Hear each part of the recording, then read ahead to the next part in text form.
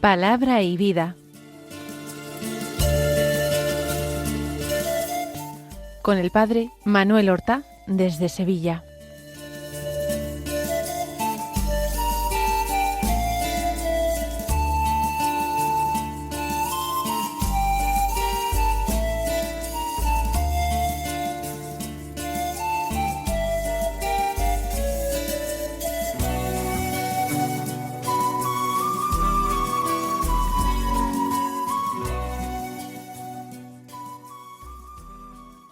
En el nombre del Padre, y del Hijo, y del Espíritu Santo. Amén. Alabados sean Jesús y María. Muy buenos días, queridos amigos, oyentes de Radio María y seguidores del programa Palabra y Vida. Hoy es el viernes de la 30ª semana del tiempo ordinario. Este viernes es 31 de octubre. La Iglesia en el calendario litúrgico no nos trae la celebración de ningún santo.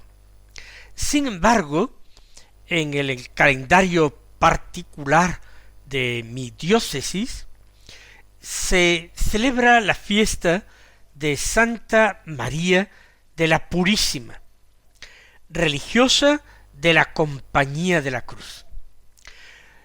Una religiosa que ya en el siglo XXI ha sido beatificada y canonizada solo 17 años después de su muerte. Y eso ha permitido que un servidor de ustedes la conociera personalmente y llegara a tratarla un poco. Para la beatificación se probó un milagro, una curación, y para la canonización otra. Ella había nacido en Madrid en el año 1926. Tuvo que sufrir, siendo niña y adolescente, los horrores de la guerra, aunque fue trasladada con su familia al extranjero. Y al terminar el bachillerato en el Colegio de las Irlandesas, con solo 18 años, ingresó en la Compañía de la Cruz, en Sevilla, que es donde está el noviciado y la casa generalicia de la Orden. Fue destinada a trabajos de tipo educativo, porque la congregación tenía colegios. Obtuvo el título de maestra y pasó por distintos destinos. Finalmente ella fue elegida superiora general de la Orden. Esto ocurrió en el año 1977. Y como superiora general se mantuvo hasta su muerte. Casi 22 años, no llegó a cumplirlos, porque murió en 1998, concretamente un 31 de octubre, un día como hoy. Una mujer llena de una humildad verdaderamente heroica, de una caridad sin límites, a la que Dios quiso exaltar muy pronto a la gloria de los altares, permitiendo que se obrasen por su intercesión milagros, curaciones. Para la beatificación fue una niña con una enfermedad del corazón congénita que sanó totalmente. Pues esta santa la celebramos hoy, particularmente en el calendario litúrgico de esta archidiócesis, pero es un personaje extraordinario y a mí me conmueve haber conocido y tratado personalmente a alguien cuya misa puedo celebrar hoy. Nosotros vamos a escuchar ahora la palabra de Dios que se proclama en la liturgia del día de hoy. En la primera lectura tomamos la carta de San Pablo a los romanos. Estos últimos días hemos dejado su lectura y por tanto hemos perdido páginas muy hermosas y muy intensas del capítulo 8. Las podemos leer por nuestra cuenta, este capítulo 8 de la carta a los romanos. En la liturgia hoy empieza el capítulo 9, del que se toman los versículos 1 al 5, que dicen así: Hermanos, digo la verdad en Cristo, no miento. Mi conciencia me atestigua que es así en el Espíritu Santo. Siento una gran tristeza y un dolor incesante en mi corazón, pues desearía ser yo mismo un proscrito, alejado de Cristo, por el bien de mis hermanos, los de mi raza según la carne. Ellos son israelitas, y a ellos pertenecen el don de la filiación adoptiva, la gloria, las alianzas, el don de la ley, el culto y las promesas. Suyos son los patriarcas, y de ellos procede el Cristo según la carne, el cual está por encima de todo. Dios bendito por los siglos. Amén. Comienza Pablo diciendo con mucho énfasis: digo la verdad en Cristo. Y se reafirma: no miento. Y vuelve a insistir: mi conciencia me atestigua que es así en el Espíritu Santo. Pablo está empeñando su palabra, ni exagera ni miente, dice la pura verdad en Cristo, es decir, la pura verdad para alabanza de Cristo. Está hablando en el Espíritu Santo. Su misma conciencia lo percibe así y no se equivoca. ¿Qué es esto tan solemne, tan grave, que ahora nos quiere comunicar Pablo? Pues nada más y nada menos que esto: siento una gran tristeza y un dolor incesante en mi corazón. ¿Qué le ocurre a Pablo? ¿Ha tenido alguna contrariedad, algún fracaso apostólico? ¿Lo han llevado a la cárcel? ¿Lo han molido a palos? ¿Ha sufrido la traición de algunos que parecían discípulos? No se trata de nada de esto. Más aún, todas estas penalidades anteriores que he mencionado, él ya las ha padecido, y las ha padecido con alegría, con júbilo, con una inmensa gratitud de poder merecer algo por Cristo, de recibir algo por Cristo, de sufrir por él. Pero este dolor y esta tristeza son mucho más insoportables. No se trata de una persecución contra su persona, no se trata de cárcel ni de azotes, no se trata de peligro, de bandidos, de naufragios o de falsos hermanos, que son peligros que él detalla en otro lugar que ha padecido por causa del Evangelio. El dolor y la tristeza incesante, es decir, que no se detienen, no encuentran alivio en ningún momento que experimente en su corazón, son de otro tipo. Todavía no la ha mencionado, solamente está ponderando la enormidad de su pena. Sigue diciendo: pues desearía ser yo mismo un proscrito, alejado de Cristo, por el bien de mis hermanos, los de mi raza según la carne. Lo que dice Pablo nos parece un disparate, una barbaridad, nos parece una exageración.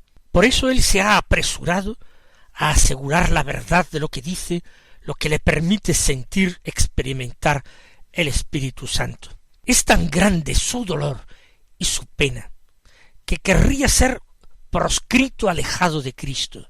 En el tiempo actual sería excomulgado de la Iglesia, cortado de la participación en los bienes espirituales del cuerpo de Cristo. ¿Cómo puedes desear semejante cosa? No es que desee Pablo semejante cosa, sino que le sería más soportable, le sería tolerable, estaría dispuesto a elegirlo con tal de evitar el dolor que padece. Desearía ser un proscrito y alejado de Cristo por el bien de mis hermanos, los de mi raza según la carne. Está pensando en Israel, en el antiguo pueblo de Dios. ¿Y qué pasa a los de su raza y a los de su carne? Pues después de que pasan años, se niegan a convertirse, rechazan el Evangelio, cada vez con más violencia, con más saña. Ya han dado muerte a Santiago, el de Zebedeo, en Jerusalén. Ya han perseguido y dado muerte a Esteban. Se han desatado persecuciones contra los cristianos, azuzadas precisamente por los representantes de este pueblo, el pueblo de Dios, el pueblo de la antigua alianza. El dolor de Pablo es contemplar cómo pasan los años y el pueblo de Israel al que él pertenece no se convierte. Los de su raza según la carne, los israelitas, tienen todo a su favor, pero rechazan a Cristo. ¡Qué misterio de iniquidad! Hace sufrir tanto a Pablo que preferiría él sufrir todos los daños y todos los tormentos con tal de conseguir que sus hermanos de raza se convirtieran, encontraran el camino de la fe. Y hemos dicho que los israelitas lo tienen todo. Dice, a ellos pertenecen el don de la filiación adoptiva. El pueblo de Israel es hijo de Dios. Dios ha adoptado, no de forma individual a cada israelita, pero sí al pueblo de Dios como hijo. Y así lo llaman muchos profetas. Dios habla de Egipto llamé a mi hijo, y mi hijo es el pueblo de Israel. De Israel es la gloria, las alianzas, tantas alianzas, la alianza entablada por Dios con Adán, con Noé, con Abraham, con Isaac, con Jacob, la alianza entablada con José, la alianza entablada con Moisés y el pueblo en el Sinaí, una alianza renovada con Josué, etcétera. De Israel son las alianzas, es el don de la ley, es el culto según lo que Dios quiere, y son las promesas. Todo esto le ha sido dado a Israel, el pueblo elegido para recibir las primicias de la salvación de Dios, el anuncio de esa salvación definitiva. Cómo, teniendo todo a su favor, las escrituras, los profetas, los patriarcas, el culto, la ley, las alianzas, cómo es que Israel no reconoce a su Salvador, a su Mesías, Cristo. Si Cristo procede según la carne de los patriarcas, ¿cómo no lo han reconocido? Y Cristo, dice Pablo, está por encima de todo, Dios bendito por los siglos. Como reconocen a los siervos y no reconocen al Señor, que ha llegado el último, que se ha hecho esperar, pero ya está allí en medio de su pueblo.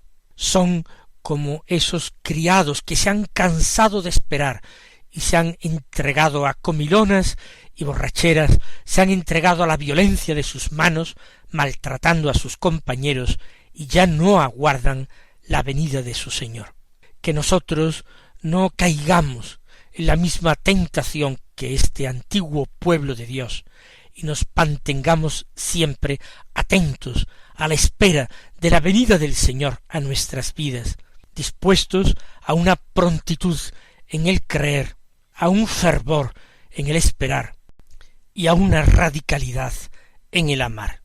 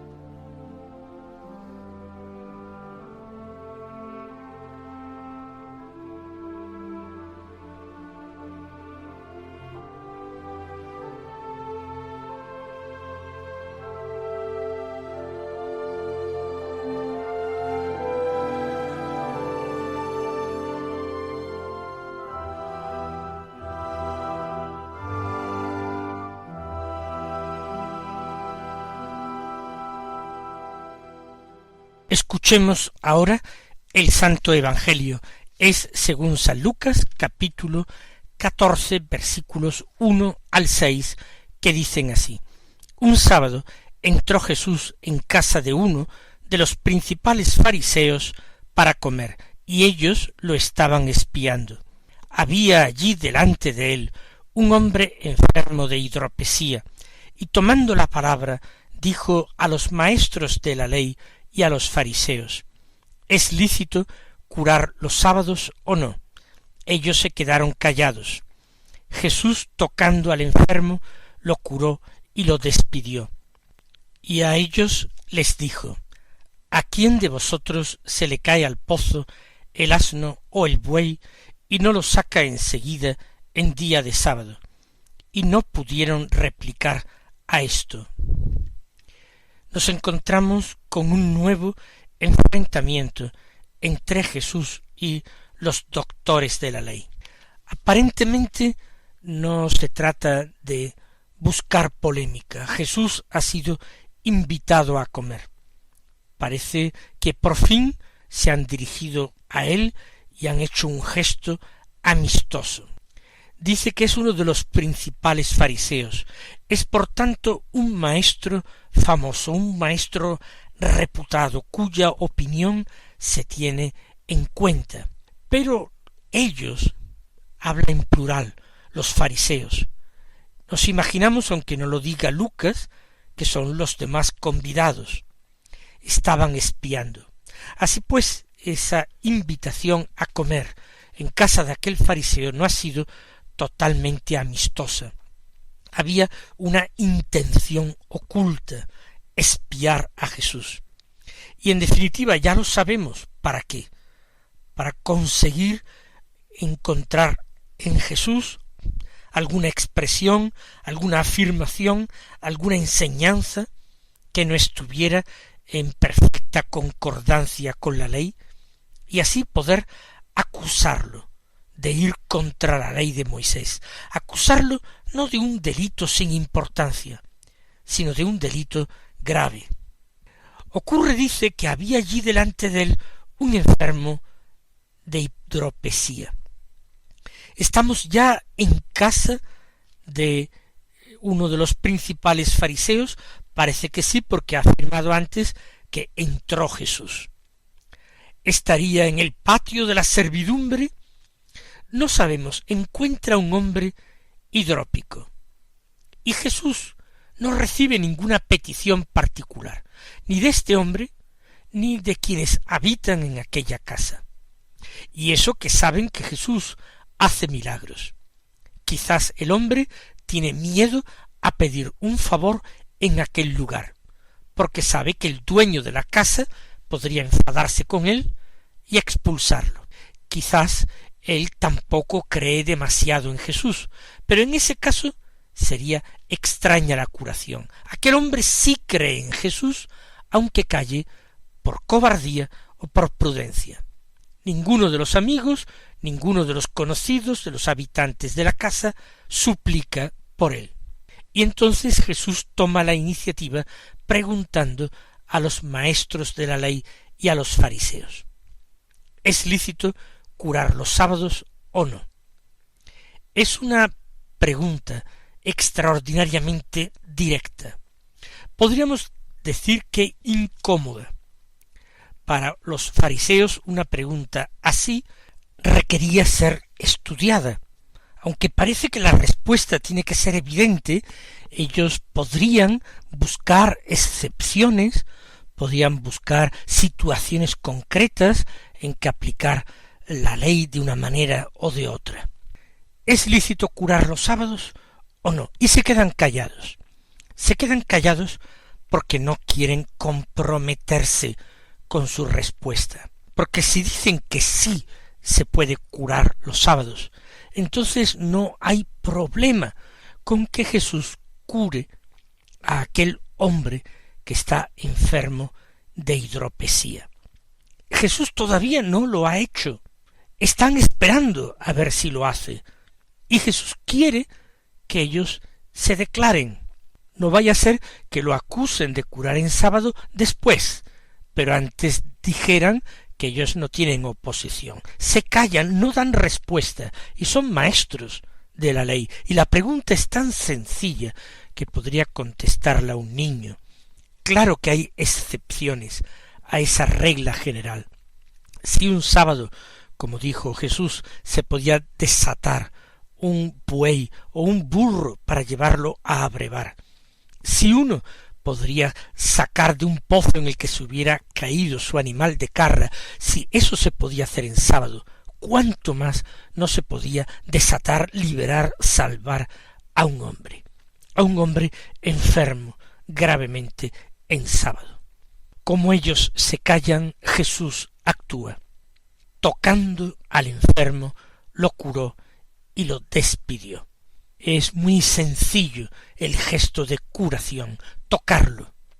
Aquel hombre enfermo en contacto con Jesús recupera la salud, la vida. Del cuerpo de Jesús irradia la vida. Lo cura delante de ellos. A ver si ahora hablan o siguen callados. Lo cura y lo despide. Y ahora es Jesús quien tiene toda la iniciativa. Y les dice: ¿a quién de vosotros se le cae al pozo el asno o el buey y no lo saca enseguida el día de sábado?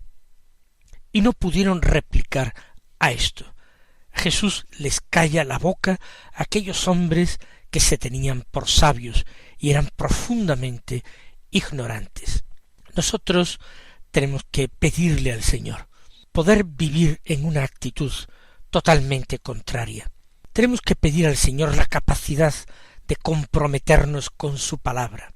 Ante la palabra de Jesús nosotros no podemos permanecer sin dar una respuesta, porque el Señor actúa en nuestra vida llamando, interpelando, y no hay actitud peor que la de negarse a darle una respuesta, incluso cuando esa respuesta sea una respuesta negativa a sus deseos, a su solicitud, es mejor darle una respuesta y entrar en diálogo con él, para que él mismo me pueda ir conduciendo por caminos de salvación hasta la vida, hasta la verdad. Mis queridos hermanos, que el Señor os colme de bendiciones y hasta mañana si Dios quiere.